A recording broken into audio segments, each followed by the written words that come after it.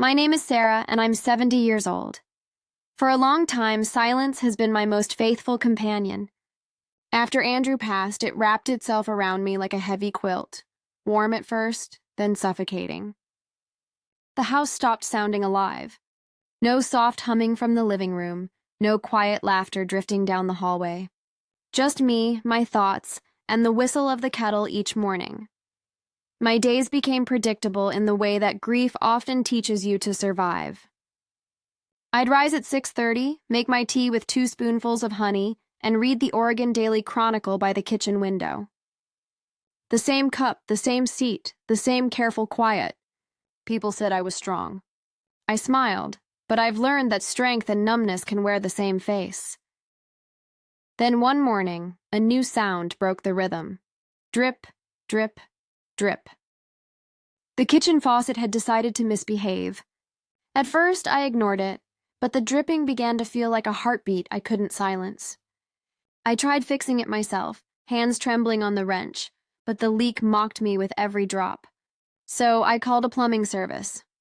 At 9:30 sharp, the truck pulled up. I expected an older man, maybe gray-haired, someone who smelled faintly of motor oil and patience. Instead, when the door opened, a woman stood there. Tall, late 30s maybe, her hair sun-streaked and tied back under a cap. She smiled easily, meeting my eyes with quiet confidence. "Morning," she said. "You must be Sarah. I'm Angela." Her voice carried warmth, not the polite kind people use with the elderly, but something real. And as I led her inside, I couldn't shake the feeling that this stranger might be about to fix more than just a leak. Angela crouched beneath the sink, the sound of metal tapping against metal filling the kitchen. I hovered awkwardly nearby, unsure whether to stay or disappear. Without looking up, she said, "You don't have to stand guard.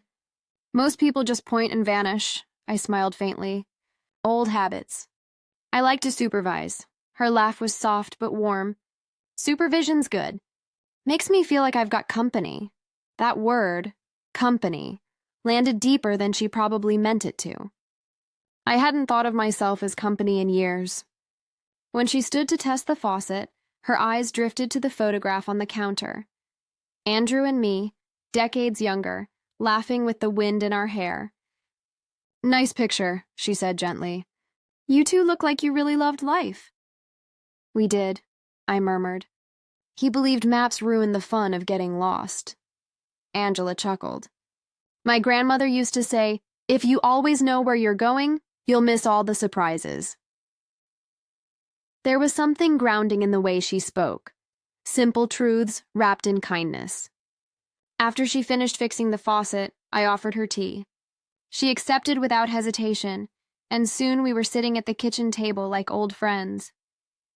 The conversation drifted easily, from weather and gardens to the strange comfort of routine. When I admitted that Andrew's death had left the world colorless, she didn't rush to comfort me. She just listened. Then softly she asked, "Do you ever miss being seen?" The question stole my breath. My eyes stung, and for a moment I couldn't answer. Finally I whispered, "Yes, I do." She looked at me steadily and said, "I see you, Sarah." Those 4 words lingered long after she left, echoing louder than the silence she replaced. Angela began stopping by again a week later, claiming she just wanted to make sure the repair held. I knew that was an excuse, but I didn't call her out on it. She brought a small paper bag that smelled faintly of peaches. "My mom's tree went wild this year," she said with a grin. "Help me keep them from going bad?" We ended up in the backyard beneath the maple tree, sunlight filtering through green leaves. We talked for hours about music, her grandmother, the quiet ache of growing older, and how silence could both comfort and haunt. Each visit felt like something inside me was gently waking up. One afternoon, while dusting an old closet, I found my watercolor brushes wrapped in tissue, forgotten. I set them on the kitchen table and just stared for a while before dipping one into water. The color bloomed across the paper, trembling but alive. It wasn't about painting. It was about remembering I still could. When Angela arrived that evening, she noticed immediately. "You started again," she said softly. Feels strange, doesn't it?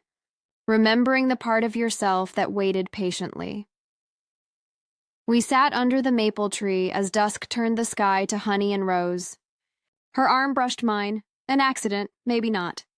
Then she whispered, I want to kiss you, but only if that's what you want too. My heart steadied, calm and certain. I think, I said, smiling, it's been waiting for that. The kiss was tender, unhurried, honest, not to fill a void, but to remind me I still existed. The next morning I made tea and watched sunlight dance through the leaves, realizing something simple and beautiful. Love doesn't retire. It just waits for you to notice it again.